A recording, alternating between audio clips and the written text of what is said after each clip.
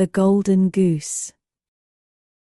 There was a man who had 3 sons, the youngest of whom was called the simpleton, and was despised, laughed at, and neglected on every occasion. It happened one day that the eldest son wished to go into the forest to cut wood, and before he went his mother gave him a delicious pancake and a flask of juice, that he might not suffer from hunger or thirst. When he came into the forest, a little old grey man met him, who wished him good day, and said, "Give me a bit of cake out of your pocket, and let me have a drink of your juice. I am so hungry and thirsty." But the prudent youth answered, "Give you my cake and my juice? I haven't got any, be off with you." And leaving the little man standing there, he went off. Then he began to fell a tree, but he had not been at it long before he made a wrong stroke, and the hatchet hit him in the arm, so that he was obliged to go home and get it bound up.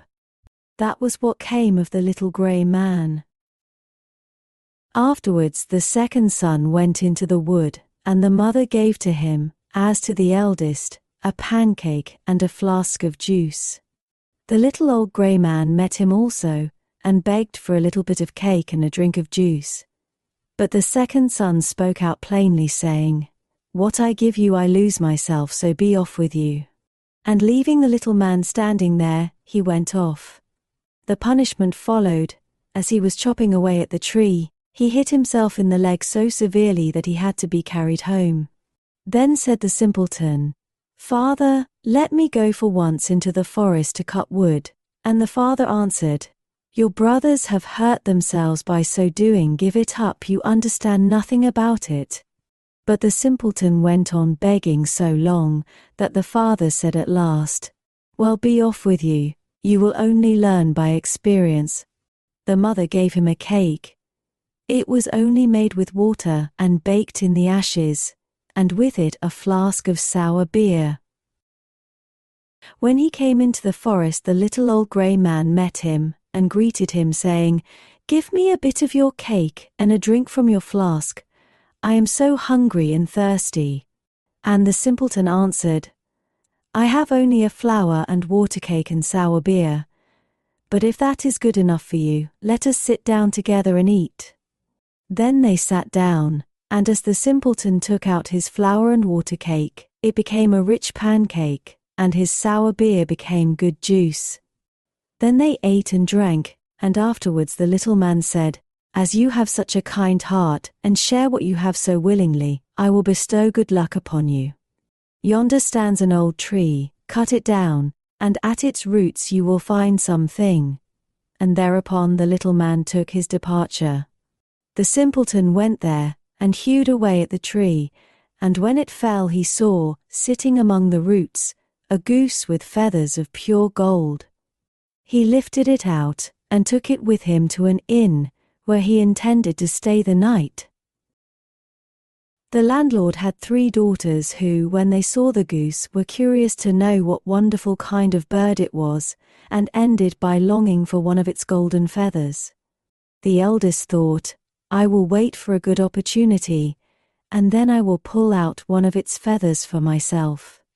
And so, when the simpleton was gone out, she seized the goose by its wing, but there her finger and hand had to stay, held fast. Soon after came the second sister with the same idea of plucking out one of the golden feathers for herself, but scarcely had she touched her sister, then she also was obliged to stay, held fast. Lastly came the third with the same intentions, but the others screamed out, "Stay away, for heaven's sake, stay away!" But she did not see why she should stay away, and thought, "If they do so, why should not I?" and went towards them. But when she reached her sisters there, she stopped, hanging on with them, and so they had to stay all night. The next morning the simpleton took the goose under his arm and went away, unmindful of the 3 girls that hung on to it. The 3 had always to run after him, left and right, wherever his legs carried him. In the midst of the fields they met the parson, who, when he saw the procession, said, "Shame on you girls, running after a young fellow through the fields like this." and forthwith he seized hold of the youngest by the hand to drag her away. But hardly had he touched her when he too was obliged to run after them himself. Not long after the sexton came that way, and seeing the respected parson following at the heels of the three girls, he called out, "Ho, your reverence! Whither away so quickly? You forget that we have another christening today." And he seized hold of him by his gown, but no sooner had he touched him than he was obliged to follow on too. As the five tramped on, one after another, 2 peasants with their hoes came up from the fields, and the parson cried out to them, and begged them to come and set him and the sexton free. But no sooner had they touched the sexton than they had to follow on too, and now there were 7 following the simpleton and the goose. By and by they came to a town where a king reigned, who had an only daughter who was so serious that no one could make her laugh. Therefore, the king had given out that whoever should make her laugh should have her in marriage. The simpleton, when he heard this, went with his goose and his hangers-on into the presence of the king's daughter, and as soon as she saw the 7 people following always one after the other, she burst out laughing, and seemed as if she could never stop. And so the simpleton earned a right to her as his bride, but the king did not like him for a son-in-law, and made all kinds of objections, and said he must first bring a man who could drink up a whole cellar of juice.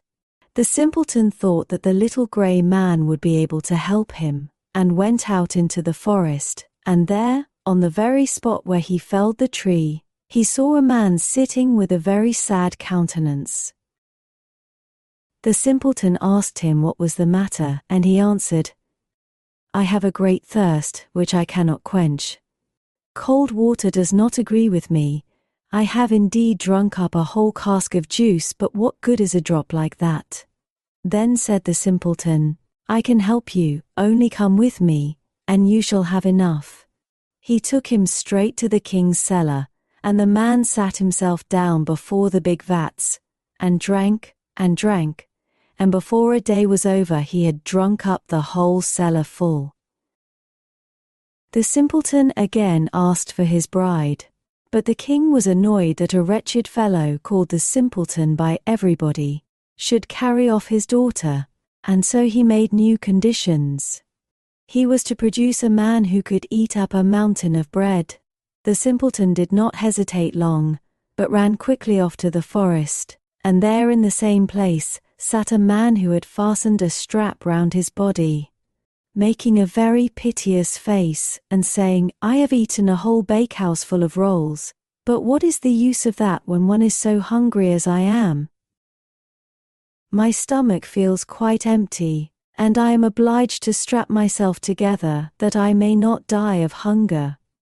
The simpleton was quite glad of this, and said, "Get up quickly and come along with me, and you shall have enough to eat." He led him straight to the king's courtyard, where all the meal in the kingdom had been collected and baked into a mountain of bread. The man out of the forest settled himself down before it and hastened to eat, and in one day the whole mountain had disappeared. Then the simpleton asked for his bride the 3rd time.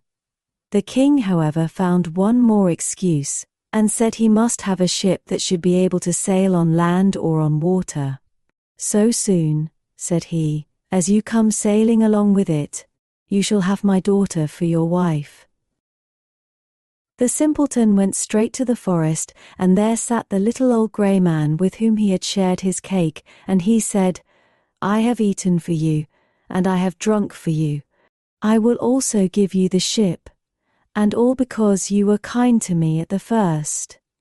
Then he gave him the ship that could sail on land and on water, and when the king saw it he knew he could no longer withhold his daughter. The marriage took place immediately, and at the death of the king the simpleton possessed the kingdom, and lived long and happily with his wife. And so, the simpleton, with his kind heart and willingness to help, became the happiest king in the land. He lived joyfully ever after with his queen, and every day was filled with laughter and love. The trees in the forest continued to whisper softly, as everything fell into place, and everyone found their happiness. Now let all these wonderful tales carry you into your dreams. Close your eyes, drift into a peaceful sleep, and wake up refreshed with the morning light. Good night, sweet dreams.